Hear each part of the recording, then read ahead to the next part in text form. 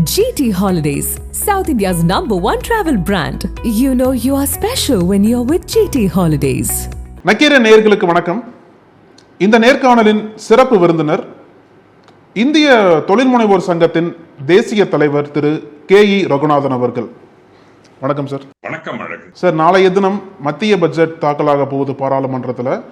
இந்த பட்ஜெட் ரொம்ப முக்கியமாக பார்க்கப்படுது சார். என்ன காரணம் கேட்டிங்க அப்படின்னா, வரக்கூடிய முக்கியமான மாநிலங்கள் நடக்கக்கூடிய தேர்தல் ஒரு புறம், மற்றொரு புறம் ட்ரம்ப்பால் விதிக்கப்பட்ட வரி விதிப்பு, அப்புறம் சமீபத்தில் கையெழுத்தான இந்தியா ஐரோப்பிய யூனியனுக்கான அந்த வர்த்தக ஒப்பந்தம், அதுக்கப்புறம் இன்னும் சில உலக அரசியல் காரணமாக இந்த பட்ஜெட் உற்று நோக்கப்படுது சார்.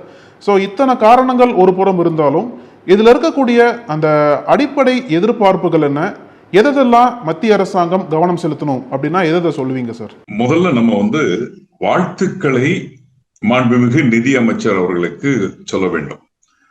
9வது பட்ஜெட் முதல் நீண்ட காலம் பட்ஜெட்டை தயாரித்த ஒரு பெருமை அவருக்கு இருக்கிறது. வெறும் பட்ஜெட் மட்டும் இல்ல, இந்த 9 ஆண்டு காலகட்டத்துல அவர் தாக்கல் செய்த பட்ஜெட் மிக கடினமான பல சூழ்நிலைகள்ல தாக்கப்பட்டிருக்கு. ஜிடிபி அதல பாதாளத்துல விழுந்த ஒரு கொரோனா காலகட்டத்துல பட்ஜெட்டை கொடுத்திருந்தாங்க. அதே மாதிரி GST 2.0 இந்த போன ஆண்டு அறிமுகப்படுத்தப்பட்டு திருத்தி அமைக்கப்பட்டு பல வரிகள் குறைக்கப்பட்ட ஒரு காலகட்டம். வரலாறு காணாத அளவுல 12 லட்சம் வரை வருமான வரி விலக்கு கொடுக்கப்பட்ட ஒரு காலம். தொழில்துறையை பொறுத்தவரை இந்த மொத்த பட்ஜெட்டும் இதுவரை வந்த பட்ஜெட்டுகள் அனைத்துமே ஒரு கார்ப்பரேட் நிறுவனங்களுக்கு சலுகைகளை அறிவித்த பட்ஜெட்டாக தான் பார்க்கப்பட்டது. முதலாவதாக எடுத்துக்கொண்டோம் என்றால் இன்டர்ன்ஷிப்பை பத்தி அடுத்த 5 ஆண்டுகள்ல 1 கோடி பேருக்கு 500 பெரிய நிறுவனங்கள்ல இன்டர்ன்ஷிப் கொடுக்கப்படும் அப்படின்னு சொல்லப்பட்டது. அதே மாதிரி ப்ரொடக்ஷன் லிங்க்டு இன்சென்டிவ் 15 லட்சம் கோடிக்கு அறிவிக்கப்பட்டது. அதே மாதிரி கார்ப்பரேட் டாக்ஸினுடைய ரிடக்ஷன் கொண்டு வரப்பட்டது. இத மாதிரி தொழில்துறையில் கார்ப்பரேட் நிறுவனங்களை சார்ந்து அறிவிப்புகள் அதிகமாக வந்தது. எல்லாரும் சொல்லிக்கிட்டு இருக்கிறோம், நாட்டுல பிரதமர் முதற்கொண்டு அனைவரும் சொல்லிக் கொண்டிருப்பது சிறு குறு தொழில்கள் இந்த நாட்டினுடைய முதுகெலும்பு என்று. இன்று அந்த முதுகெலும்பு உடைந்து காணப்படுகிறது, சிதைந்து காணப்படுகிறது, அழிந்து கொண்டிருப்பதை பார்க்கிறோம். இது கம்ப்ளீட்டா ஒருத்தரை பிரெட் ரிட்டர்ன் ஆக்குறதுக்கு முன்னாடி நம்ம அதை குணப்படுத்த வேண்டிய ஒரு கட்டாயத்துல இருக்கோம். அந்த கட்டாயம் இப்பொழுது வந்துவிட்டதாகத்தான் நான் கருதுகிறேன். இந்த பட்ஜெட் முழுக்க முழுக்க MSMEயை மீட்டெடுக்கும் விதமாகத்தான் அமைய வேண்டும். அமைந்தால் மட்டுமே வேலை வாய்ப்புகள் உருவாக்கப்பட முடியும். வேலை வாய்ப்பு இல்லாவிட்டால் இதுவரை இல்லாத அளவு உச்சத்தில் இருக்கக்கூடிய, அது தங்கத்தின் விலையாக இருக்கலாம், பெட்ரோல் டீசல் விலையாக இருக்கலாம், டாலர் எக்ஸ்சேஞ்ச் ரேட்டாக இருக்கலாம், ஏற்றுமதி இறக்குமதியின் வித்தியாசம் மிக கடுமையாக உருவாகி இருப்பதாக இருக்கலாம். எதுவாக இருந்தாலும் சாமானிய மக்களால் தாக்கு பிடிக்க முடியாமல் தனிப்பட்ட நபரின் கடன் அதிக சுமையாகி கொண்டிருப்பதாகத்தான் பார்க்கிறோம். அப்போ இந்த பட்ஜெட்ல கடந்த ஆண்டு 2 அறிவிப்புகளை கொடுத்தது ஒரு டிமாண்டை கிரியேட் பண்ணணும்ன்றதுக்காக. அதாவது 2.0 என்ற முறையில GSTல வரிகளை குறைத்தது குறுகிய கால பலனைத்தான் அளித்திருப்பதாக நம்ம பார்க்க முடிகிறது. அதாவது ஒரு தீபாவளி சம்பந்தப்பட்ட ஒரு சேல்ஸ் இம்ப்ரூவ் ஆயிருக்கே தவிர சஸ்டெயின்டு பிசினஸ் இம்ப்ரூவ் ஆகல. அதுவும் ஒரு முறை வாங்கக்கூடிய பொருட்களின் விற்பனை அதிகமாயிருக்கு. இது எதுல இருந்து தெரியுதுன்னா GSTயினுடைய வருவாய் குறைந்து கொண்டிருப்பதிலிருந்து தெரியுது. ஸ்டேட் கவர்மெண்டினுடைய கடன் சுமை மறுபடியும் அதிகமாகிக் கொண்டே இருப்பதை பார்க்கிறோம். கவர்மெண்ட் ஆஃப் இந்தியாவினுடைய இன்வெஸ்ட்மெண்ட் இன் இன்ஃப்ராஸ்ட்ரக்சர் போன ஆண்டு அந்த அளவு இல்லாததை நிலைமையை பார்க்கிறோம். எத்தனையோ திட்டங்கள் அறிவிப்புடன் நின்று கொண்டிருப்பதை பார்க்கிறோம். குறிப்பாக சொல்லப்பட வேண்டும் என்றால், போன ஆண்டு கொடுக்கப்பட்ட ஒரு அறிவிப்பு நமக்கு ஃபண்ட் ஆஃப் ஃபண்ட்ஸ்னு ஒரு 10,000 கோடி சாங்ஷன் பண்ணாங்க. இதுவரை அந்த திட்டத்தை எப்படி செயல்படுத்த போறோம் கூட சொல்லல. அதே மாதிரி இந்த இன்டர்ன்ஷிப் ப்ரோக்ராம்ல 1 கோடி பேருக்கு கொடுக்க வேண்டியதுல ஒரு 5% தான் நம்ம இப்போ 2 வருடங்கள் முடிந்திருந்தாலும் தொடர்ந்து கொண்டிருப்பதற்கு காரணம். அப்ளை பண்றாங்க நிறைய பேர், ஆனால் அவர்களுக்கு வாய்ப்புகள் கம்மியாக இருப்பதனால் அந்த இன்டர்ன்ஷிப்ல வர மறுக்கிறார்கள். திட்டத்தை மாற்றி அமைக்க வேண்டிய ஒரு கட்டாயத்துல இருக்கிறோம். அப்போ இந்த ஆண்டு பட்ஜெட் எப்படி இருக்கணும்? அறிவிப்பிற்கும் நடைமுறைக்கும் உள்ள வித்தியாசத்தை களையும்படி இருக்கணும். புதிதாக திட்டங்கள் எதுவும் தேவையில்லை. ஏற்கனவே அறிவித்த திட்டங்களை நன்றாக நடைமுறைப்படுத்தினாலே போரும். இவ்வளவு லட்சம் கோடி தருகிறோம், இவ்வளவு பேருக்கு இவ்வளவு இதை தருகிறோம், உறுதிகளை தருகிறோம் என்று இதுவரை அறிவித்தது மக்களை சென்றடைய வேண்டும். கடன் பெறுவது கடினமாகிக் கொண்டிருக்கும் ஒரு காலகட்டத்தில் இருக்கிறோம். இப்ப கூட சமீபத்துல 5000 கோடி சிட்பிக்கு நாங்கள் எம்எஸ்எம்இக்கு கடன் கொடுப்பதற்கு கொடுக்கிறோம் என்று சொல்கிறார்கள். சொல்வது வேறு, நடப்பது வேறு என்ற ஒரு நிலைமையைத்தான் பார்க்கிறோம். அமைச்சர் சொல்லிவிடுகிறார், பட்ஜெட்டிலே சொல்லிவிடுகிறார்கள், ஆனால் கடன் கொடுக்க வேண்டிய ஒரு மேனேஜர் அதை தர மறுக்கிறார், அல்லது கொலாட்ரல் செக்யூரிட்டியை கேட்கிறார், அல்லது திருத்தி அமைக்காமல் ஒரு தகுதியற்ற ஒரு நிலைமையை உருவாக்குகிறார். அப்போ இதெல்லாம் மாற்றி அமைக்கிறத பார்க்கணும். நீங்க குறிப்பிட்டது போல சார், நீங்க அந்த எம்எஸ்எம்இ குறிப்பிட்டு பேசுறீங்க. அந்த சிறு நடுத்தர குறு தொழில்கள் பத்தி பேசும்போது நீங்க அதுல தான் அதிகமா ஈடுபாடு காட்டிட்டு இருக்கீங்க. ஆனா இதுல நீங்க சொன்னது போல பல கோரிக்கைகள் நிலுவையில் இருக்கு. ஆனா எதிர்த்தரப்புல என்ன சொல்றாங்க அப்படின்னா, இல்ல எம்எஸ்எம்இ ரொம்ப ஸ்ட்ராங்கா தான் இருக்கு, அவங்க ஸ்ட்ராங்கா இருக்க போய் தான் அந்த உள்நாட்டு உற்பத்தி, உள்நாட்டு தேவை, அந்த டொமஸ்டிக் டிமாண்ட் என்பது அதிகமா இந்தியாவில் இருக்கு. அந்த டொமஸ்டிக் டிமாண்ட் இருக்க போய் தான் நம்ம பொருளாதாரம் இந்த அளவுக்கு உயர்ந்து இருக்குன்ற மாதிரி அவங்க சைட்ல வாதம் வைக்கிறாங்களா சார்? அப்ப எம்எஸ்எம்இல இவங்க சொல்ற வாதம் ஏற்கும்படியா இல்லைன்னு சொல்றீங்களா? 2 விஷயம் பார்க்கணும் அழகு. எம்எஸ்எம்இ என்ற ஒரு வரையறை மாற்றி அமைக்கப்பட்டது. இன்றைக்கு 5 லட்சம் ரூபாய் மாதம் டர்ன் ஓவர் பண்றவரும் எம்எஸ்எம்இ என்றுதான் அழைக்கப்படுவார். 500 கோடி ரூபாய் ஆண்டு வருமானம் உள்ள ஒரு கம்பெனியும் எம்எஸ்எம்இ என்றுதான் அழைக்கப்படும். இந்த வரைமுறை மாற்றம் போன ஆண்டு ஒரு மாற்றம் 250 500 கோடி வரை உள்ளடக்கியது. கோவிட் காலகட்டத்துல 250 கோடி வரை கொண்டு போனோம். அப்ப வரைமுறையை மாற்றி அமைத்தால் அனைவருமே எம்எஸ்எம்இக்குள்ள வரக்கூடிய சூழ்நிலை வரும். இரண்டாவது, கிட்டத்தட்ட 98% குறும் தொழில்களாகத்தான் இருக்கிறது, மைக்ரோ என்டர்பிரைசஸ் என்று சொல்லப்படுபவர்கள். நான் அவர்களை பற்றி பேசிக் கொண்டிருக்கிறேன். எம்எஸ்எம்இ என்று பொதுவாக சொல்லாமல் குறும் தொழில்களும் சிறு தொழில்களும் தான் அழிந்து கொண்டிருக்கக்கூடிய ஒரு நிலைமையை பார்க்கிறோம். இப்போ அவர்களுக்கு முக்கியமான பிரச்சனைகள் என்னன்னு பார்க்கணும். ஒரு பக்கத்துல கார்ப்பரேட் நிறுவனங்கள் இவர்கள் செய்யும் தொழிலையும் ஆக்கிரமிப்பு செய்யறத பார்க்கிறோம். அப்ப இவர்கள் அவர்களை சார்ந்தால்தான் தொழில் பண்ணக்கூடிய ஒரு சூழ்நிலையை பார்க்கிறோம். அப்ப அவர்கள் வைத்ததுதான் சட்டம், அவர்கள் கொடுப்பதுதான் விலை, அவர்கள் கொடுக்கும் பொழுதுதான் பணம் அப்படின்ற ஒரு நிலைமை மாறும் பொழுது சிறு குறு தொழில் முனைபவர்கள் பெரும் கம்பெனிகளுடைய கிட்டத்தட்ட கிக் ஒர்க்கர்ஸ் மாதிரி ஆயிட்டாங்க. அப்போ இது சரியான ஒரு அளவுகோலாக இருக்க முடியாது. நான் சொல்லிக்கிட்டு இருக்கிறதுல இப்ப கடன் வசதி கிடைக்க மறுக்கிறார்கள் அப்படின்னு சொல்றது அப்ப அதை நிவர்த்தி பண்றதுக்கு எது சரியான வழியாக இருக்கும்னு பாத்தீங்கன்னா, சிறு தொழில்களுக்கு கொடுக்க வேண்டிய கடனுக்காக தனியாகவே வங்கிகள் அமைக்கப்பட வேண்டும். சிட்பி ஒரு ஃபெசிலிட்டேட்டர் தான், நேரடியாக அது லோன் வழங்க போறது. நான் சொல்றது ஒரு இந்தியன் பேங்க் மாதிரி, ஒரு ஸ்டேட் பேங்க் மாதிரி சிறு குறு தொழில்களுக்காக தனி வங்கியை தொடங்கி அது பரவலான கிளைகளை கொண்டு ஆன்லைன்ல சாங்ஷன் கொடுக்கணும். உங்களுக்கு ஞாபகம் இருக்கும், 49 நிமிடத்தில் லோன் கிடைக்கும் என்று பிரதமர் தொடங்கி வைத்த ஒரு திட்டம் ஒன்று இருந்தது. பிரைவேட் கம்பெனியினுடைய திட்டத்தை அரசு திட்டம் மாதிரி அதை கொண்டு 1000 ரூபாய் முதல்ல வாங்கிட்டு அதுக்கப்புறம் அது காணாமல் போன ஒரு திட்டம். ஒரு பிரைவேட் கம்பெனி பல 100 கோடிகளை சம்பாதித்து விட்டு காணாமல் போன ஒரு திட்டம். அது பிரதமரால் அறிமுகப்படுத்தப்பட்ட ஒரு திட்டம். அதை ஏன் இப்பொழுது வங்கிகள் பரவலாக கொண்டு வரக்கூடாது? இப்ப நீங்களோ நானோ ஒரு தொழில் ஆரம்பிக்கிறோம்னா ஆன்லைன்ல நம்ம அப்ளை பண்ணணும். அந்த ஆன்லைனை பார்த்துட்டு பல வங்கிகள் என் கூட தொடர்பு கொள்ளணும். நான் தரேன், அல்லது எனக்கு பட்ஜெட் இருக்கு அல்லது சாங்ஷன் இருக்கு, நான் தரேன்னு சொல்லி வரணும். இத்தனை நாட்களுக்குள் உங்களுடைய லோன் ஒண்ணு நிராகரிக்கப்பட வேண்டும் அல்லது கொடுக்கப்பட வேண்டும். அப்படி இல்லை என்றால் ஒரு குறிப்பிட்ட வங்கி அதை பொறுப்பெடுத்துக் கொள்ள வேண்டும்ன்ற ஒரு நியதி இருக்கணும்.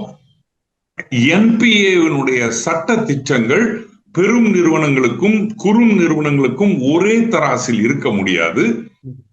ஏன்னா குறும் தொழில்களை பொறுத்தவரை நான் உங்களுக்கு சொல்லியிருக்கேன், 2.0 ஜிஎஸ்டியினுடைய மாறுபாடு வந்தபொழுது அது எந்த அளவு குறுந்தொழில்களை, ஜாப் ஒர்க்கிங் தொழில்களை பாதித்தது என்று சொல்லியிருக்கிறேன். நீங்கள் 99 நல்ல காரியங்கள் பண்ணிவிடலாம், ஆனால் ஒரு தவறான காரியத்தினால் பல 100 தொழில்கள் அழியக்கூடிய அபாயத்திலிருந்து காப்பாற்றப்பட வேண்டும். 5% குறைக்க வேண்டும் என்று கேட்ட ஜாப் ஆர்டரை 12 18 ஆக்கியது எவ்வளவு தொழில்களை பாதித்து விட்டது. 3 மாதங்கள் ஆகிறது இவர்களுக்கு பணம் வருவதற்கு, ஜாப் ஒர்க் பண்ணி கொடுக்கிறவங்களுக்கு. ஆனால் அந்த 3 மாதங்களுக்கு மாதம் 18% ஜிஎஸ்டி கட்ட வேண்டும் என்றால் நினைச்சு பாருங்க, 56% அவங்க 54% அவங்க கட்டணும்னா அந்த அளவு லாபம் இங்க இருக்கு. அப்ப அதை யார் ஃபண்ட் பண்ண போறாங்க? கேள்விகள் வரும். அதே மாதிரி பேப்பர் தொழில், அச்சிடும் தொழில்கள் நலிந்து கொண்டிருந்த ஒரு சூழ்நிலை. இந்த ஆண்டு கேலண்டருடைய விற்பனை மிக அதிகமாக குறைந்து விட்டதை பார்த்தோம். ஏற்கனவே டிஜிட்டல் மெக்கானிசம்ல பிரிண்டிங் காணாமல் போகிற ஒரு காலகட்டம் இது. வாழ்த்துகள் இப்பொழுது வாட்ஸ்அப்பிலே வந்து விட்டது, டிஜிட்டல் கிரியேஷன்ல வந்து விட்டது, பிரிண்ட் பண்ணிய கிரீட்டிங் கார்டு வாங்குவது குறைந்து விட்டது. அப்ப அதை நம்பியுள்ள இந்த குறும் தொழில்களை நம்பியுள்ள பல தொழில் முனைவோர்கள் அழிந்து காணாமல் போவதை பார்க்கிறோம். அப்போ இவர்களை ரீட்டைன் பண்ணணும். இப்போ கிட்டத்துல ஒரு மாநாடு நடந்தது டெல்லியில. மாண்புமிகு பிரதமர் அவர்கள் ஸ்டார்ட் அப் நிறுவனங்களை பற்றி பேசியிருந்தார். இந்தியா ஒரு புரட்சியை ஏற்படுத்தி கொண்டிருக்கிறது, சந்தேகமே இல்லை. ஆனால் எத்தனை புரட்சி நவீன கண்டுபிடிப்பாக இருக்கிறது, எத்தனை புரட்சி உற்பத்தி சார்ந்து இருக்கிறது. டீப் டெக்னாலஜில வர்றது வேற, மொபைல் ஆப் பேஸ்டு டெக்னாலஜி வர்றது வேற, ஃபின்டெக்ல வர்றது வேற, ஜிசிசில வர்றது வேற. உற்பத்தி சார்ந்து இருக்கக்கூடிய தொழில்கள் எந்த அளவு வந்திருக்கு, R&Dயினுடைய பங்களிப்பு எவ்வளவு இருந்திருக்கிறது, துறை சார்ந்த பங்கு பெறும் முயற்சிகள், திறன் வளர்ப்புகள் எந்த அளவுக்கு வந்திருக்கு, இதெல்லாம் பார்க்கணும். பல புள்ளிகள் வைக்கப்பட்டிருக்கிறது பல காலங்களிலே, பல ஸ்கீம்கள் ஏற்கனவே அறிவிக்கப்பட்டிருக்கிறது பல நேரங்களிலே, பல தொகைகள் ஒதுக்கப்பட்டுள்ளது பல ஆண்டு பட்ஜெட்டுகளிலே. ஆனால் செலவிடப்படாத பட்ஜெட்டுகளை ஒன்றிணைத்து இன்றைக்கு அந்த புள்ளிகளை இணைத்தாலே போதும், இந்தியா ஒரு வளம் பெறும் நாளாக மாறிவிடும். வளம் பெறக்கூடிய ஒரு தருணத்தை நாம் அனைவரும் சந்திக்கக்கூடிய நாடாக இருக்கும். இதைத்தான் நான் குறிப்பிட்டேன். சாமானிய மக்களோட பார்வையில பார்க்கணும் அப்படின்னா, தினம்தோறும் அவங்க படக்கூடிய துயரம், விலைவாசி உயர்வு, அப்புறம் வரிச்சுமை, பெட்ரோல் டீசல் அதெல்லாமே தொடர்ந்து உயரத்தில் இருக்கிற சமயத்துல சாமானிய மக்களோட பார்வையில பார்க்கணும் அப்படின்னா என்னென்ன மாதிரி அறிவிப்புகள் வரும், அவங்களோட எதிர்பார்ப்புகள் பூர்த்தி பண்ணக்கூடிய அளவுல அறிவிப்புகள் வர வாய்ப்பு இருக்கா? என்னென்ன மாதிரி எதிர்பார்க்கலாம் சார் அறிவிப்புகள்லாம்? சாமானிய மக்களை பாதிக்கக்கூடிய விஷயம் அப்படின்னு பாத்தீங்கன்னா, அது முதல்ல சாமானியர்கள் சம்பாதிப்பு குறைந்திருக்கிறதா அப்படின்னு பார்க்கணும்னா, போன ஆண்டு வந்த 12 லட்சம் வரை கொடுத்த வரி விதிப்பினால் மிகப்பெரிய அளவு அரசுக்கு வருமான வரி வருவது குறையவில்லை. அப்படின்னா என்ன அர்த்தம்? சம்பாதித்துக் கொண்டிருப்பவர்கள் இன்னும் அதிகமாக சம்பாதிப்பதையும் நடுத்தர மக்கள் வீழ்வதையும் பார்க்கிறோம். ஒரு நார்மல் ஃபேமிலி, ஒரு காமன் மேன் ஃபேமிலி இன்றைக்கு அவர்களது மாத பட்ஜெட்டிலே துண்டு விழாமல் ஒரு குடும்பத்தை நடத்துவது அரிதாகி கொண்டிருக்கிறது. கடன் வாங்காமல் ஒரு குடும்பத்தை அடுத்த நிலைக்கு கொண்டு போவது முடியாத காரியமாகிவிட்டது. பல கட்டி முடித்த வீடுகள் இன்னும் விற்பனையாகாமல் இருப்பதை பார்க்கிறோம். உண்மைதான் இதெல்லாம். அப்போ ஒருத்தருடைய அன்றாட செலவு எதுல போய்கிட்டு இருக்கு? கல்வி அறிவுக்கு நம்ம கொடுக்க வேண்டிய செலவு அதிகமாயிட்டு இருக்கு. ஸ்கூல் ஃபீஸ பத்தி பேசுறேன், காலேஜ் ஃபீஸ பத்தி பேசுறேன், எஜுகேஷனல் எக்ஸ்பென்சஸ் பத்தி பேசுறேன். இரண்டாவது, மருத்துவ செலவு மிக அதிகமாயிருக்கு. போன ஆண்டு இன்சூரன்ஸுக்கு ஜிஎஸ்டியிலிருந்து விலக்கு கொடுக்கப்பட்டது. பல பொருட்களின் விலை, மருந்துகளின் விலை குறைக்கப்பட்டது. இருந்தாலும் இன்றைக்கும் நீங்களோ நானோ ஒரு சாதாரண மருத்துவமனைக்கு சென்று ஒரு ரூம் எடுத்தோம் என்றால் 4000 ரூபாய் இல்லாமல் ஒரு ரூம் கிடைப்பதில்லை. அது எவ்வளவு பேரால் அஃபோர்ட் பண்ண முடியும்? இதே 4000 ரூபாய்க்கு ஒரு 3 ஸ்டார் ஹோட்டலோ 4 ஸ்டார் ஹோட்டல்லையோ ரூம் கிடைக்கும். அப்போ ஒரு சாமானிய மக்களுக்கு தரமான ஒரு மருத்துவம் பார்ப்பதற்கு உண்டான வழி இல்லை. மூன்றாவதாக, வட்டி சுமை அதிகமாயிட்டு இருக்கிறத பார்க்கிறோம். கடந்த இப்ப நம்ம இருக்கக்கூடியது ஜனவரி கடைசி, அதாவது முதல் 3 காலாண்டு முடிவிற்ற ஒரு தருணம். பல வங்கிகளினுடைய பேலன்ஸ் ஷீட்டை பார்க்கும் பொழுது மிக அதிகமான லாபத்தை ஈட்டி இருக்கும் துறையாக வங்கிகள் மாறி இருக்கிறது. அது லாபத்தை ஈட்டி இருக்கிறதுனா என்ன அர்த்தம்? டிப்ளாய் பண்ற ஃபண்ட்ஸ் அதிகமான வட்டிக்கு கொடுத்தாதானே அவங்களுக்கு லாபம் வரும். அப்போ அந்த வட்டி சுமையை திருப்பி கொடுக்கக்கூடிய அளவுல சாமானியர்கள் இல்லை. நான்காவது, தங்கம் தேவைக்காக கூட வாங்க முடியாத ஒரு சூழ்நிலையில தள்ளப்பட்டிருக்கும். பக்கத்திலேயே போக முடியல. அது காலையில் ஒரு விலை, உள்ள கடைக்கு உள்ள போறச்சே ஒரு விலை, கடையை விட்டு வெளியில் வரும்போது ஒரு விலை. அப்போ அந்த மாதிரியான சூழ்நிலை கட்டுப்படுத்தப்பட முடியவில்லை. டாலர் எக்ஸ்சேஞ்ச் ரேட், நான் ஒரு பொருளை இறக்குமதி பண்ணும் பொழுது, ஆர்டர் பண்ணும் பொழுது இருக்கும் விலையும் பொருள் என்னுடைய ஃபேக்டரிக்குள்ள வருவதும் வித்தியாசமாக இருக்கும் பொழுது எனக்கு அந்த அளவு லாபம் இல்லை. அப்போ நஷ்டத்தில் இயங்கக்கூடிய தொழில்கள் எவ்வளவு நாட்கள் இயங்க முடியும்? இன்றைக்கு நீங்களும் நானும் பேசும் பொழுது, இப்ப பிளிப்கார்ட்டை பத்தி பேசணும் அப்படின்னாக்க 8500 கோடி ரூபாய் நஷ்டமாக இருந்தாலும் அந்த கம்பெனி கீழே விழவில்லை. அவர்களது வேல்யூவேஷன் இன்னும் அதிகமாகத்தான் போய்கிட்டு இருக்கு. குறுந்தொழில்கள் வெறும் 7 லட்சம் நஷ்டம் அடைந்தாலே வங்கிகள் அவர்கள் கழுத்தை நெரித்து விடுவார்கள், என்பிஏ ஆக்கி விடுவார்கள். 4 புறமும் அவர்கள் தாக்கப்படுவார்கள். அவர்களை புரிந்து கொள்பவர்கள் யாரும் இருக்க மாட்டார்கள். முக்கியமான இந்த பட்ஜெட்ல நாங்க எதிர்பார்த்துட்டு இருக்கிறது, இப்பெல்லாம் அடிக்கடி நம்ம கையை மீறிய சக்திகள் நம்மளுடைய தொழிலை பாதிக்கக்கூடிய அளவுல இருக்கு. அது போராக இருக்கலாம், டாரிஃபாக இருக்கலாம், எக்ஸ்சேஞ்ச் கண்ட்ரோல்ல இருக்கலாம். சில நாடுகள் சில பொருட்களை சில நேரங்களிலே தர மறுப்பதாகவும் இருக்கலாம்.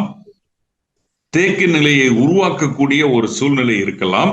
கண்டெய்னருடைய தட்டுப்பாடினால் பொருட்களின் மூவ்மெண்ட் இல்லாமல் இருக்கலாம். பெரும் கம்பெனிகளுடைய விலை குறைப்பினால் சிறு முதலாளிகளால் தங்களது பொருட்களை விற்க முடியாமல் இருக்கலாம்.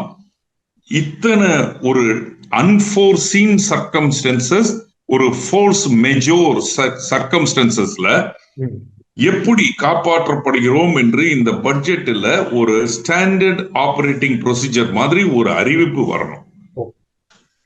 நீங்களும் நானும் பேசிக்கொண்டிருக்கும் இந்த வேளையில் 6 மாதம் ஆயிருச்சு அமெரிக்காவினுடைய வரி சுமை அதிகமாய் எவ்வளவு தொழில்கள் காணாம போயிருச்சு. இப்போ யூரோப்பியன் யூனியனை பத்தி பேசும் பொழுது இது நடைமுறைக்கு வருவதற்கு 12 to 18 மாதம் ஆகக்கூடியது. அப்போ இது வரும்பொழுது, இது நல்ல செய்தி, இது வரும்பொழுது இவர்கள் இருக்க வேண்டும். இவர்கள் இருப்பதற்கு இன்றைக்கு ஒரு ஆக்சிஜன் கொடுக்கணும். எத்தனை முறை மாண்புமிகு நிதி அமைச்சர் கோயம்புத்தூருக்கும் திருப்பூரிலும் சென்னையிலும் கூட்டத்தை போட்டு என்ன வேணும் உங்களுக்குன்னு கேட்டு சென்று கிட்டத்தட்ட 90 நாட்கள் ஆகிவிட்டது.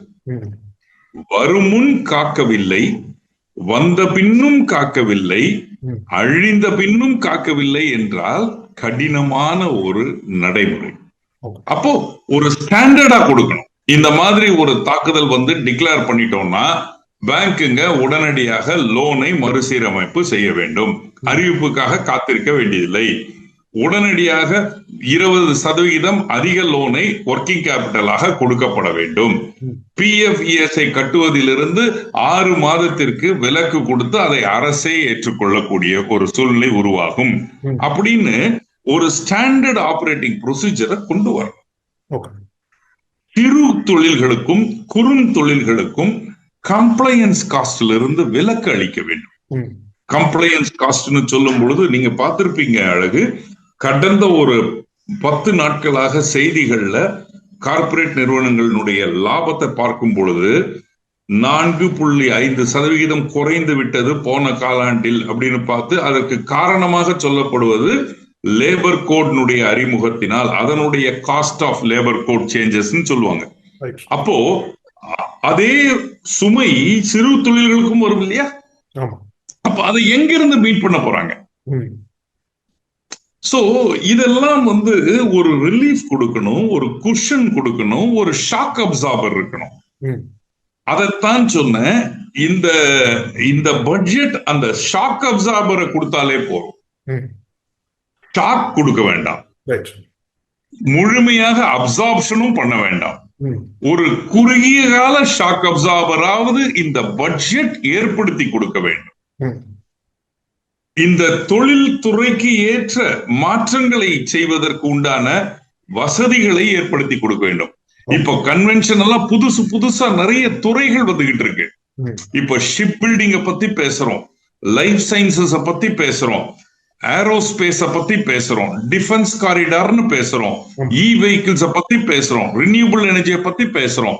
அப்போ இத பற்றிய புதிய துறைகளுக்கு ஏற்கனவே நலிந்த துறையில் இருப்பவர்கள் மாறுவதற்கு உண்டான டிரான்ஸ்பர்மேஷனுக்கு உண்டான ஃபண்டை கொடுக்கணும். ஒருத்தர் ஒரு தொழிலை பண்ணி கொண்டிருக்கும் பொழுது அதுல நஷ்டம் ஏற்பட்டு அதுல வாங்கின கடனை செலுத்த முடியாத ஒரு சூழ்நிலையில் அவனை அழுத்தி மேற்கொண்டு அவன் எந்த தொழிலுமே பண்ண விடாமல் அழிக்காமல் அவர்கள் மாறுவதற்கு உண்டான சாத்தியங்களை ஆராய்ந்து அவர்கள் மாறுவதற்கு உண்டான வசதிகளை ஏற்படுத்தி கொடுத்து ஒரு டிரான்ஸ்பர்மேஷன் ஃபண்ட்னு கிரியேட் பண்ணும். டிரான்ஸ்பர்மேஷன் ஃபண்ட் 2 விதமா கிரியேட் பண்ணலாம். ஒண்ணு, இருக்கிற தொழிலை மூடி விட்டு புது தொழிலை ஆரம்பிப்பதற்கு கொடுக்கலாம். இல்ல இருக்கும் தொழிலையே விரிவடைவதற்கு உண்டான ஃபண்ட் கொடுக்கலாம். அப்போ இருக்கக்கூடிய கடனை கொஞ்சம் மாற்றி அமைத்தால் தான் புதுசாக அவர்களை பார்க்க முடியும்.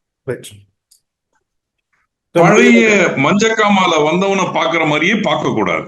சார், நீங்க சொன்னது போலவே சாமானிய மக்களுக்கு இவ்வளவு கடினமான ஒரு சூழ்நிலை கீழே இருக்கிறத பார்த்தா, பொதுவாகவே முன்னாடிலாம் பட்ஜெட் மீது ஒரு எதிர்பார்ப்பு இருக்கும், ஒரு கைண்ட் ஆஃப் ஒரு நம்பிக்கை இருக்கும். ஆனா அந்த நம்பிக்கை, அந்த எதிர்பார்ப்பு சாமானிய மக்களிடத்துல இப்ப வந்து போயிருச்சுன்னு பாக்குறீங்களா? பட்ஜெட்டை பத்தி பேசும்போது இப்ப இருக்கிற பட்ஜெட் எல்லாமே எலெக்ஷனை சார்ந்த பட்ஜெட்டாவே இருக்கு.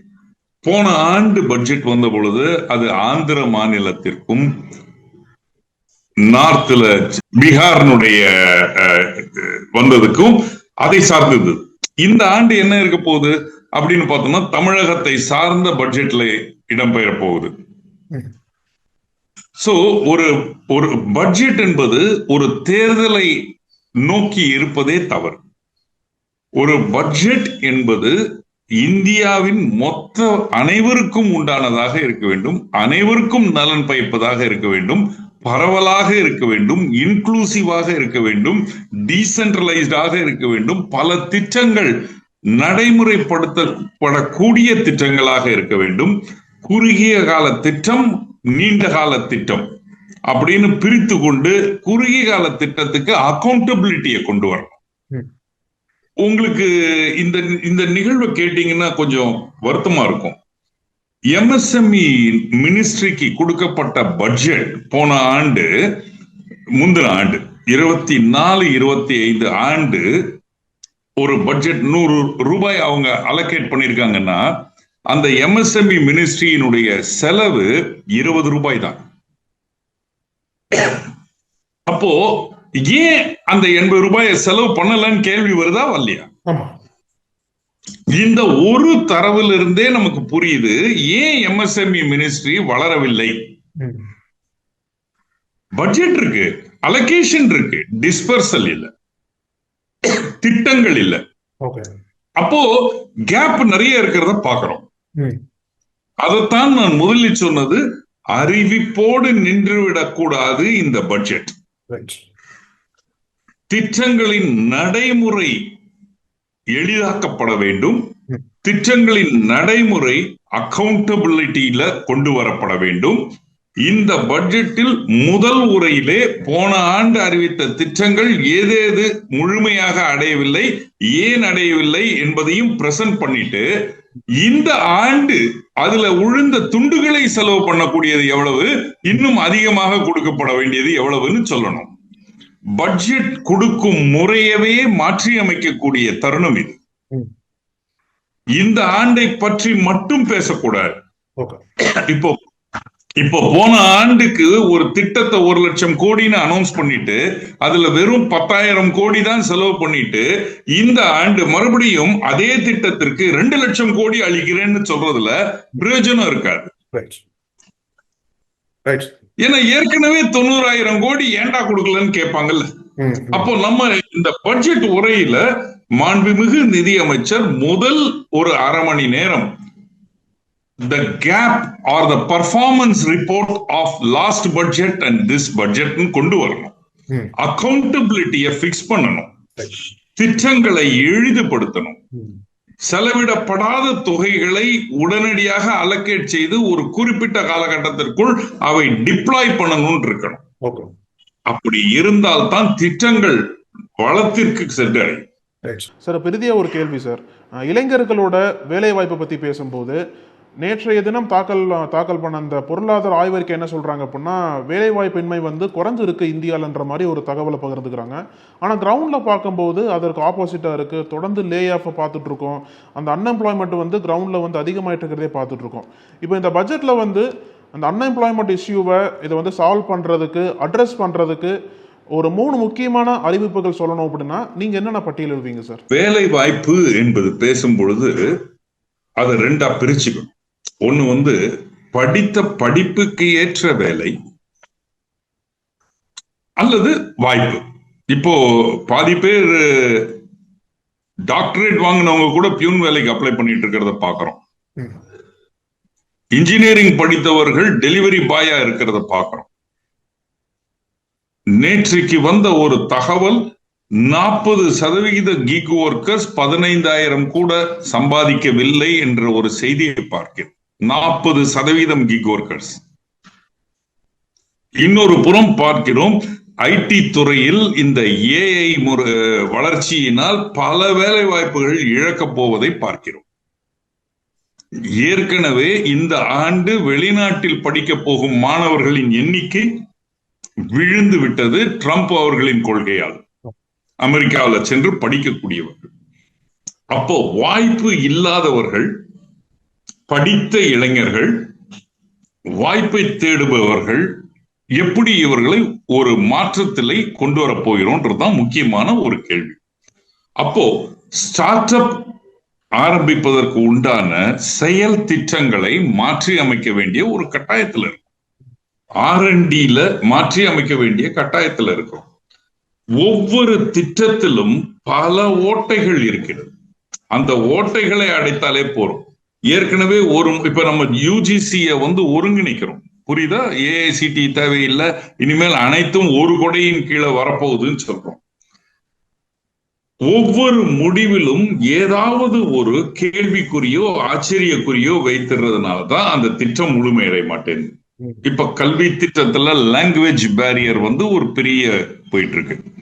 அதே மாதிரி விஸ்வகர்மா ஸ்கீம்னு ஒண்ணு வந்தது, குல தொழில் அப்படின்னு. அதுல ஒரு புள்ளியை வைத்ததனால் அல்லது ஒரு ஆச்சரியக்குறியை வைத்ததனால் அல்லது ஒரு கேள்விக்குறியை வைத்ததனால் பெரும் அப்போசிஷன் வந்தது. எல்லா மாநிலத்திலும் கொண்டு வர முடியல. அதே மாதிரி இன்டர்ன்ஷிப் புரோகிராமினுடைய வாய்ப்புகள் வேலையை நோக்கி இல்லாமல் வெறும் இன்டர்ன்ஷிப் மட்டுமே கொடுப்பதாக இருந்ததனால் மக்கள் அதுல சேரவில்லை. அப்போ நான் சொல்ற மாதிரி புதிய அறிவிப்புகள் எதுவுமே தேவையில்லை இந்த பட்ஜெட்டில். ஏற்கனவே வந்த அறிவிப்புகளை ஒழுங்காக செயல்முறைப்படுத்தினாலே, எளிமைப்படுத்தினாலே, மாற்றி அமைத்தாலே போறோம். இப்போ குழாயில தண்ணி வரல, ஓவர் ஹெட் டேங்க்ல போய் தண்ணீர் ஒப்பிக்கிட்டே இருந்தா போறாது. அடைப்பு குழாயில இருந்தா அந்த அடைப்பை சரி செய்தாலே போதும். சோ நான் சொல்ல வர்றது, அந்த அடைப்பை தீர்வு காணுங்கள். இந்த அடைப்பை தீர்வு காணாத வரையில் எவ்வளவுதான் நீங்க மோட்டர் போட்டு ஓவர் ஹெட்ல டேங்க் ஏற்றினாலும் அது ஓவர் ஃப்ளோ தான் ஆகுமே தவிர கீழே தண்ணி வராது. சோ இதத்தான் இந்த பட்ஜெட் முழுமையாக கடைபிடிக்க வேண்டிய ஒரு அம்சமாக பார்க்கிறேன். ரைட் சார், பொறுத்து பார்க்கலாம் சார். உங்களோட நேரத்திற்கும் கருத்துக்கும் ரொம்ப நன்றி சார். தேங்க்யூ. தேங்க்யூ. நக்கீரன் டிவிக்கு சப்ஸ்கிரைப் செய்யுங்கள். உங்கள் ஆதரவே எங்கள் பலம். ஆசிரியர்களுக்கு நண்பனாகவும் மாணவர்களுக்கு ஆசானாகவும் திகழும் தேர்வு வழிகாட்டி. ஒவ்வொரு பாடத்திற்கும் அனுபவமிக்க ஆசிரியர்களின் துல்லியமான தெளிவான விடைகள். CNC இருக்கு, தேர்வு பயம் எதற்கு? இது தீரன் பப்ளிஷிங் ஹவுஸ் விற்பனை வெளியீடு.